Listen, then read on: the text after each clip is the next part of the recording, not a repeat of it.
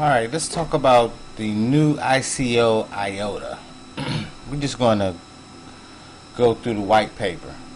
Before I get started, the first thing I want to say about IOTA is it's not Bitcoin, it's not immutable, and it's not really a blockchain. So I wouldn't really consider it a cryptocurrency, because it's not a blockchain. It's not a check. It's not a system of checks and balances. See, if you look right here, this is page 2 of the white paper.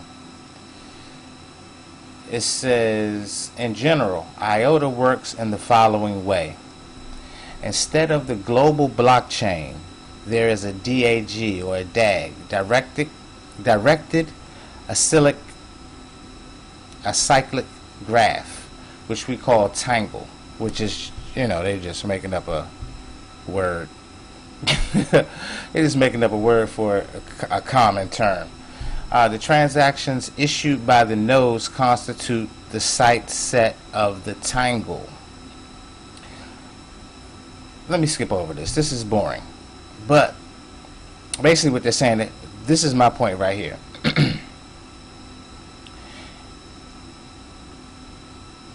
Basically what this says, if there is no directed edge between transactions A and transaction B, but there is a directed path of length at least 2 from A to B, we say that A indirectly approves B. So people are approving their own transactions. Basically, you can set up a situation where you approve your own transactions between two nodes within the Tangle, especially in the early stages like right now. It's not secure.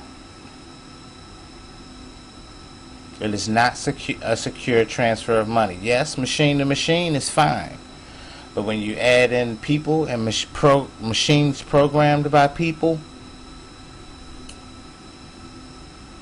it's going to be a problem. Since there are no miners, there's no third party. There's only two parties here. So between two parties, anything can happen. Okay, so it says here, all other transactions, fee, blah, blah, blah. They talk about what they call a Genesis transaction. There's also the Genesis transaction, which is approved directly or indirectly by all other transactions. The Genesis is described in the following way. In the beginning, there was an address with balance containing all the tokens. The Genesis transaction sent these tokens to several other founder addresses. Let us stress that all of the tokens were created in the Genesis. So other than the number that they have now, no other tokens will be created. So they say, but there's no way to guarantee that because it's not a true blockchain. Alright, so you scroll down some. Now, the main idea is the following. To issue a transaction, users must work to approve other transactions, therefore contributing to the network security. It is assumed that the nodes check if the approved transactions are not conflicting and do not approve. It's assumed. It's not proven. Do not approve directly or indirectly conflicting transactions. As a transaction gets more and more direct or indirect approval, it becomes accepted by the system. In other words, it will become more difficult. They didn't say impossible. They didn't say unlikely. They said more difficult, or even impractically, or even practically impossible. See, and in my opinion, practically impossible should be here. It will be practically impossible to make the system accept a double spending transaction. Let me read it again for you. As a transaction gets more and more, not 2, not 1, not 3, not 6, more and more approvals, it becomes more accepted by the system. And that's my problem with IOTA.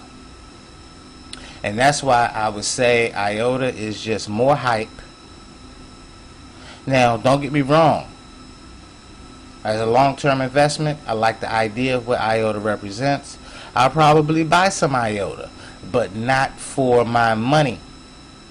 I will buy IOTA for the technology, for data transfer, for the things that's on their website, which is iota.org. Web applications, the Internet of Things, small transactions. But would I hold my money in IOTA? No, I would not. Let's go down a little bit further.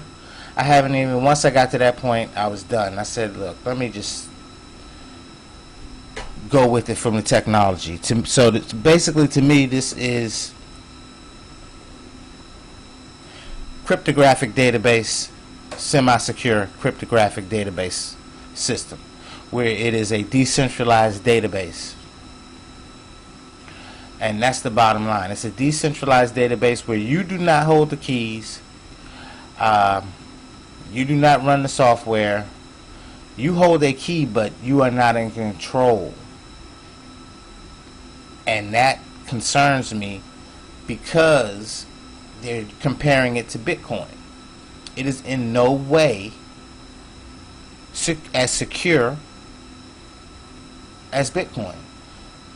For the transaction, let me read down the list. More specifically, to issue a transaction, more specifically, this is where I am, to issue a transaction, a node does the following. First, it chooses 2 other transactions to approve. In general, these 2 transactions may coincide according to some algorithm. It checks if the 2 transactions are not conflicting and do not approve conflicting transactions. For the transactions to be valid, the node must solve a cryptographic puzzle, which may be computationally demanding, which means that it puts a strain on your computer, which is the opposite of what Bitcoin does, because Bitcoin puts the strain on the miners. Your node just passes on the knowledge, the information, or the data, and says whether the data fits the ledger or not. So it's not as demanding. Okay? It needs to find a nonce. So basically, they're going to turn your computer into a miner, and I wonder how much resources of your computer that's going to use, because I don't want to use my resources for microtransactions, solving intense computationally demanding cryptographic puzzles for no reason. Okay, let's go a little bit further. It's important to observe that in general we have an asynchronous network, so nodes do not necessarily see the same set of transactions. So what happens if your node never sees, you don't have a ledger?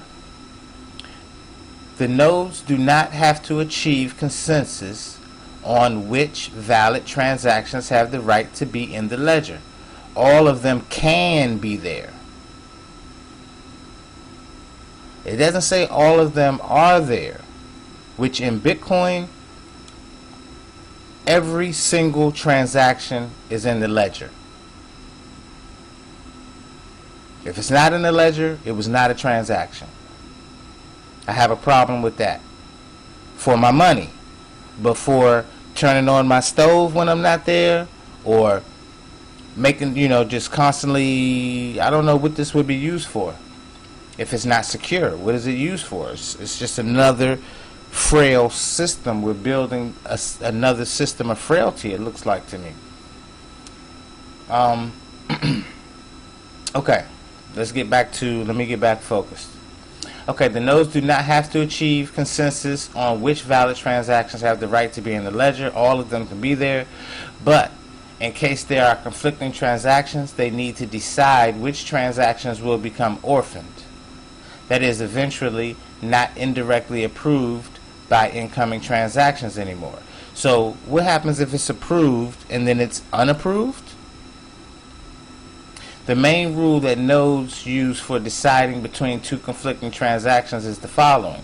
A node runs the tip selection algorithm many times to see which transaction of the two is more likely to be indirectly approved by selecting the tip. For example, if after 100 runs of the tip selection algorithm, the transaction was selected 97 times, we say it has confirmed with 97% confidence. Let us also comment on the following question. What motivates the nodes to propagate transactions? In fact, in our setup, the nodes do not have motivation to... Okay, let me start over. In fact, in our setup, the nodes do not have motivation not to propagate. It's a double negative. Every node calculates some statistics, one of which is how many new transactions are received from a neighbor. If one particular node is too lazy, it will be dropped by its neighbors.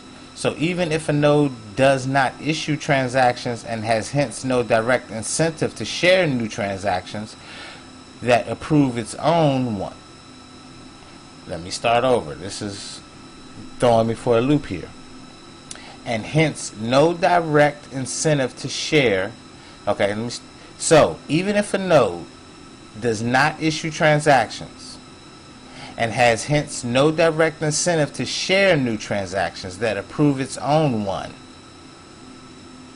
it still has incentive to work hard. Now, why do I want my machine to work hard? First, that's my question. I don't want my machine to work hard unless I'm mining for some tokens. Why am I running a node for free?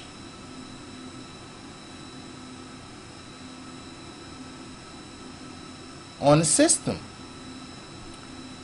when I don't have a stake in the system. See, Bitcoin, I run my Bitcoin node because I have a stake in the system. Where's my stake in the system? You know, Bitcoin has a 3-part system. I participate in all 3 parts. The currency, the mining, and the nodes.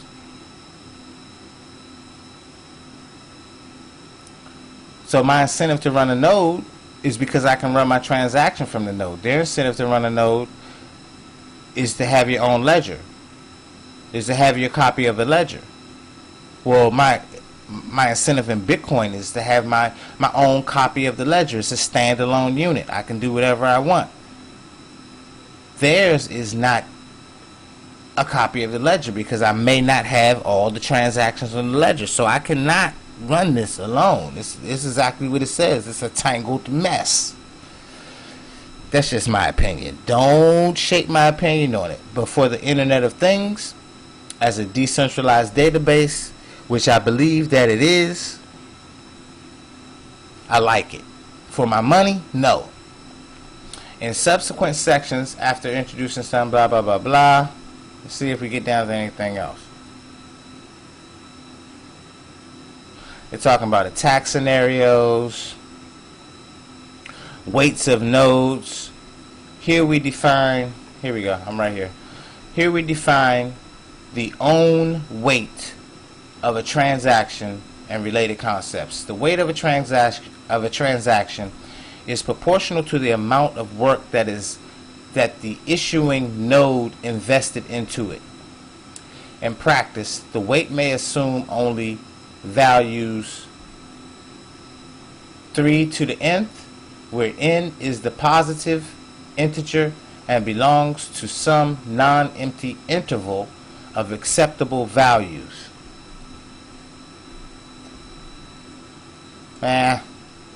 Boring. Smoke and mirrors. Let's see. A bunch of formulas for weighting transactions. Alright, I'm here now. Let me clear this. I'm here now. Figure 3. The Tangle and its typical tip sets. Shaded in low load and high load regimes. Observe that in the latter case, some of the transactions may have to wait a lot until approved for the okay, I think I'm gonna end this right here.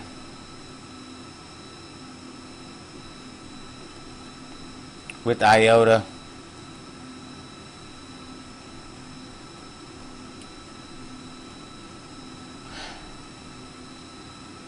I wouldn't trust IOTA with my money. An investment in the future? Yes. A competitor to Ethereum? A competitor to Ethereum's currency qualities? Yes. Because I don't believe Ethereum and this are similar in its regard to being a currency. The only thing that makes this better than Ethereum as a currency to me is the fact that there's a limited supply.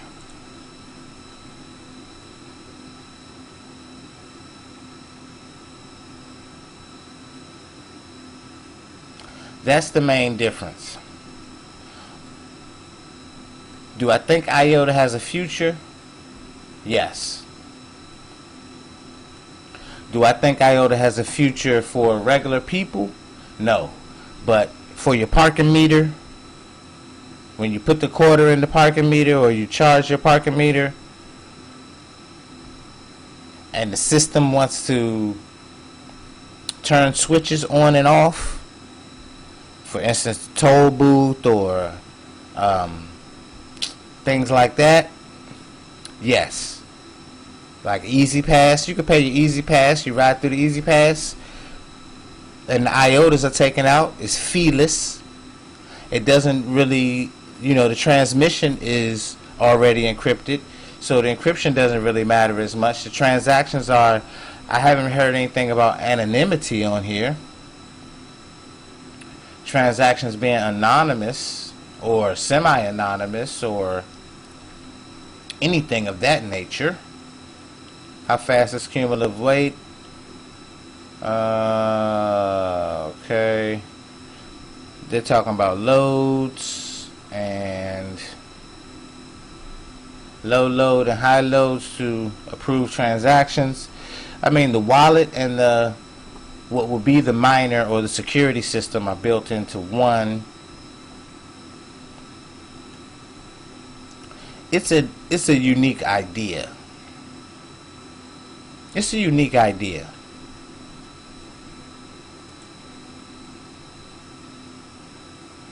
True. I will give it that. It is a unique idea. And they have some money invested in them.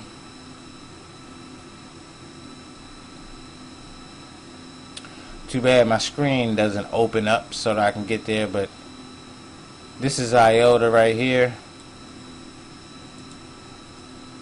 I don't know what type of I don't know how to work this thing that I'm on, the software. This is the current price, about 56 cents. It's already over $1.5 billion, and you look at the chart. I don't know where it's going to settle at. I'll probably get me some. I'll wait a day or two and see what it does. But right now, IOTA is not the replacement for Bitcoin. It's not the Bitcoin killer that they are trying to make it out to be right now. And the main reason why, and this is the main reason why all the cryptocurrencies that are coming out can't touch Bitcoin in any way, and why Bitcoin will not be overcome by Ethereum, and why Bitcoin will always be in a class by itself, is because you own it. You own it.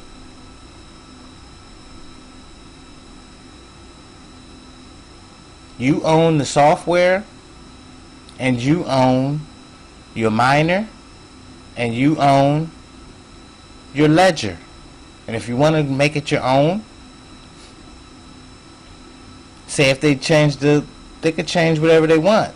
As long as you have your version of Bitcoin, that's your own personal fork. And you can run it and get people on your version of Bitcoin, whatever version that you prefer, and the whole world can keep moving past you.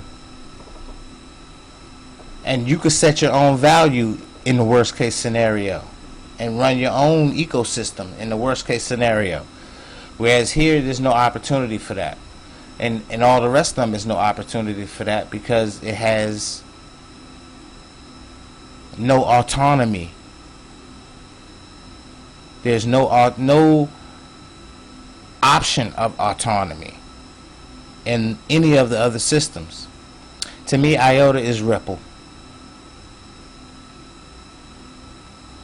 Same thing. So that's it. That's all. Ain't no more to it. 21 minutes was way too long. I wasted 21 minutes of my life talking about IOTA. It's just that I got intrigued by some of the hype and how it just jumped up onto CoinMarketCap, and it got my attention. Peace.